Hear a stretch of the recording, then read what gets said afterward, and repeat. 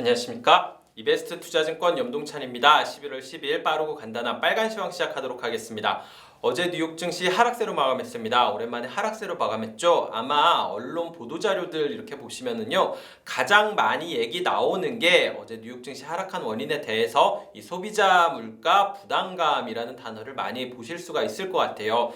그 이유가 PPI가 발표가 됐는데요. PPI가 발표가 됐고 내일이 CPI, 그러니까 소비자 물가가 발표될 예정이기 때문입니다. PPI 같은 경우에는 예상치 수준으로 나왔습니다. 지난달이 8.6%였고요. YY 기준이고요. 예상치가 8.6%였는데 실제로 8.6%가 나왔습니다. 그냥 예상치 지난달 수준으로 발표됐다 이렇게 보실 수도 있는데, 이 8.6이라는 레벨 자체가 굉장히 부담스러운 레벨이기는 해요. 이게 PPI가 개편돼서 발표된 게 한 2011년 이후인데 2011년 이후에 가장 높은 수준이었던 게 8.6%였고 이게 이 두 달째 유지되었기 때문에 이 레벨 자체는 부담스러운 거는 맞습니다. 당연히 내일 나오는 CPI 어떻게 나올지 당연히 부담스러울 수밖에 없는 상황인데, 사실 시장 하락한 게 CPI 때문이라고 하기에는 제 생각에는 금리가 하락한 상황에서 CPI 탓을 하기에는 좀 무리가 있지 않나라고 생각을 하고 있고요. 오히려 제 생각에는 지금 같은 경우에는 차익 실현 매물이 나올 만한 타이밍이 아니었나라고 생각을 하고 있습니다. 계속해서 시장이 크게 조정 없이 뉴욕 증시 같은 경우에는 2조 가까이 상승했기 때문에 당연히 이쯤에서는 한 번쯤 차익 실현 매물이 나올 수 있을 만한 타이밍이었고 그게 오늘 나왔다 정도로 해석하는 게 맞을 것 같습니다. 금리라든지 이런 거를 보면은 물가가 부담스러운 건 맞는데 그것 때문에 하락한 건 아니고 좀 차익 실현 매물 출회가 좀 더 컸었던 것 같다라는 게 제 생각이에요. 어저께 같은 경우에는 그러다 보니까 시장 금리가 하락했음에도 불구하고 나스닥 지수가 가장 큰 폭으로 하락했고요. 오히려 인프라 얘기도 있고 방어적인 업종 수요도 있고 그러면서 유틸리티 소재 에너지 같은 경우에는 상승하는 모습을 보였습니다. 이게 사실 시장 금리 상승 그 물가랑은 좀 다른 이슈가 아닐까라는 점에서 한번 이거는 좀 체크하실 필요가 있을 것 같아요. 이슈 측면에서 보실 만한 거는 어저께 바이든 행정부가 바이든 대통령이 다음 주에 시진핑 주석이랑 정상회담을 가지겠다라고 발표를 했습니다. 날짜는 미정이고요. 직접 만나는 게 아니라 화상회의를 통해서 얘기할 예정이다라고 발표가 됐습니다. 어떤 내용을 얘기할지는 사실 정확하게 디테일은 나오지 않았습니다. 당연히 최근에 갈등이 있었기 때문에 좀 좋게 해결됐으면 좋겠다라고 생각을 하고 있지만 어떻게 될지는 좀 봐야 될 것 같고요. 탄소 배출과 관련된 내용을 얘기를 할 것 같다. 북핵과 관련된 내용을 얘기를 할 것 같다. 여러 가지 얘기가 있기는 하지만 다음 주가 돼봐야지 실제 어떤 대화를 나누는지 확인하실 수 있을 것 같습니다. 어제 업종별 종목별로 보시면은요, 아까 말씀드렸던 것처럼 좀 가치주 성격의 업종들이, 시클리컬 성격의 업종들이 상대적으로 나은 모습을 보였고요.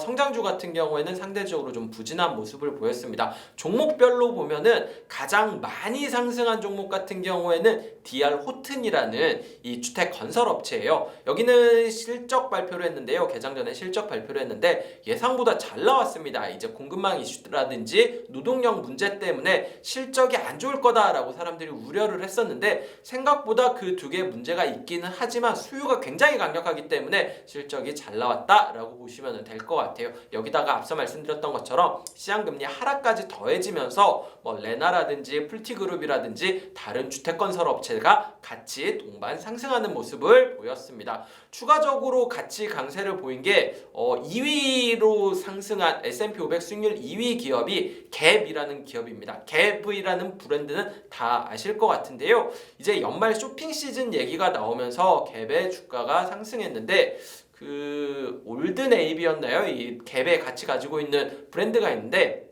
대대적으로 프로모션을 할 거다. 연말 쇼핑 시즌에서 이렇게 사람들이 이 쇼핑 장소를 오프라인 매장을 방문해가지고 다양한 경험을 할 수 있게 하겠다라는 프로모션 계획을 발표했는데 이게 적절한 쇼핑 시즌의 행동이다라고 해석이 되면서 갭 주가는 상승했다 이렇게 보시면 될 것 같습니다.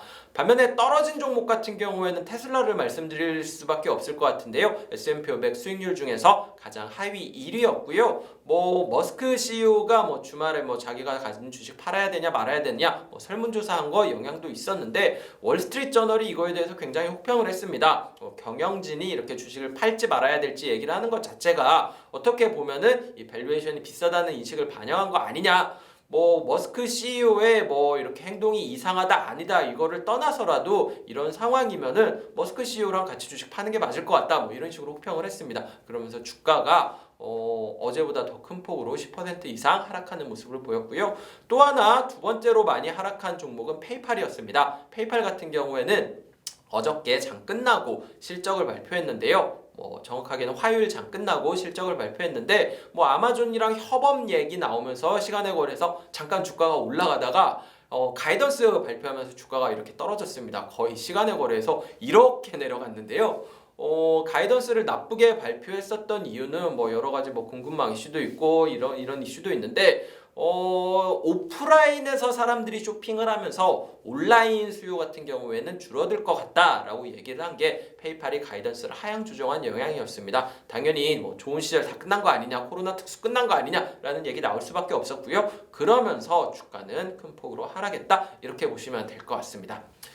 오늘 준비한 빨간 시황 여기까지 말씀드리면 될 것 같습니다. 날씨가 굉장히 추워졌어요. 비가 오고 나서 일요일만 하더라도 입동이 이렇게 안 추웠나? 라고 생각을 했었는데 생각한 지 이틀 만에 굉장히 추워지더라고요. 어제부터.